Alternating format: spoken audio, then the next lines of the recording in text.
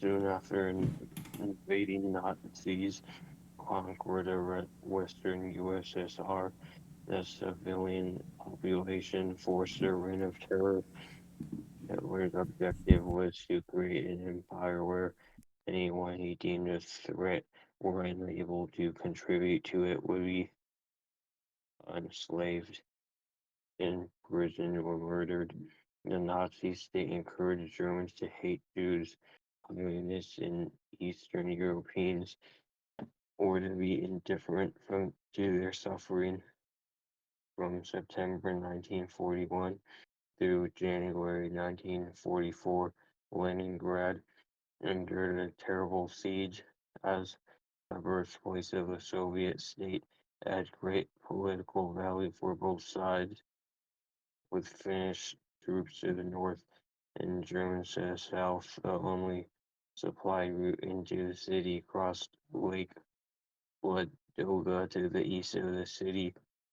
Starvation, throwing bombs and artillery fire claiming the lives of 1 million people during this ordeal. In 1942, the tide of the war began to turn in the Soviet Union's favor. In the summer, the Germans attacked southern Russia to capture oil supplies in the Caucasus Mountains. As they attacked eastward, their front expanded, their forces were spread thin, and their combat power diminished. Unlike the disasters of 1941, the more Russian units escaped encirclement to fight another day to protect the left flank of German forces in the Caucasus. Invaders attacked the city of Stalingrad along the west bank of the Volga River. One of Russia's toughest officers, Lieutenant General Vasily Shulakov, prepared the city for defense. Few generals have faced such a challenge, defending a 3 to 5 kilometer wide and 20-kilometer long city with a river behind it. Shulakov inspired all levels of uh, his command with his order: every soldier must become a fortress. His soldiers always tried to maintain positions so close to Germans that this made it difficult for the attackers to use their artillery and aircraft effectively. Shuvakov's well-placed strong points and counterattacks wore down on German units. By mid-November, the Soviets only held 10% of the city. That same month, however, Soviet troops and tanks crashed through on either side of the city, surrounded over 330,000 Germans and forced them to surrender.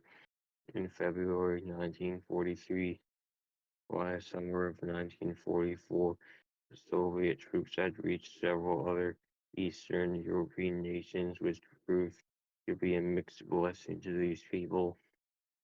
Soviet troops were the first to discover the Nazi death camps in Poland and free the emaciated survivors. Eastern Europeans, after suffering 2 years of German occupation, were relieved to see their oppressors defeated. Soon after, however, they fell under the rule of communist officials who set up their dictatorships. Sometimes the Soviets did not even have to do the dirty work. For example, in August 1944, while Soviet troops watched across the river, German troops crushed a non-communist Polish uprising in the capital Warsaw and leveled the entire city without having to worry about competition. Stalin then installed a series of communist dictatorships throughout Poland and the rest of Eastern Europe. Give me a second. British soldiers. Reading the letters, we can see how the relationship between John and Betty strengthens over time. Both John and Betty start a bit tentative, almost insecure. I was so pleased to hear from you, I thought you had forgotten all about me, writes Betty. I suppose you haven't gotten married on this flight, have you? Because I shall be annoyed if you do and don't let me know, asked John. I did not think it was possible to miss anyone so much. To see you go on that train and to know that it would be next year before I should see you again was nearly too much for me, writes Betty. You can bet I have said a few words to him, and his ears are smarting, and expect they will be smart for a week. But I don't want you to know that I've been wanting to write you letters as they do in books for a long time. But I just look forward to some day when it won't be necessary to have to write, and I'm settled down in city businessman. Just write to me how you feel, not exactly as they do in books. In the 1920s and much in the 1930s, the General Staff tried to establish a small mechanized professional army using experimental mechanized force as a prototype. The structure of the Britain Army had been organized to sacrifice firepower for mobility and removed from its commanders the fire support weapons that were needed to advance over the battlefield. The Army had been equipped and trained to win quick victories using superior mechanized mobility and technology rather than manpower. Also adopted a conservative tendency to consolidate gains on the battlefield rather than aggressively exploiting the successes. However, with the lack of any identified threat, the Army's main function was to garrison the British Empire. During this time, the Army suffered from a lack of funding. The Royal Navy, being the first line defense, received a major proportion of the defense budget. The second priority was creating a bomber force for the Royal Air Force, RAF, to retaliate against the expected attacks in Britain cities. The development of radar provided the RAF to build a fighter aircraft force. The Army shortages of funds and no requirement for large armed forces to police the empire was reflected in the fact that no large-scale armed formations were formed until 1938. The effectiveness of the British Army was also hampered by the doctrine of casualty avoidance. The weather is atrocious and no planes can fly to supply us. Nevertheless, I still believe we can take Stalingrad, and if we hold out till March, things will change for the better.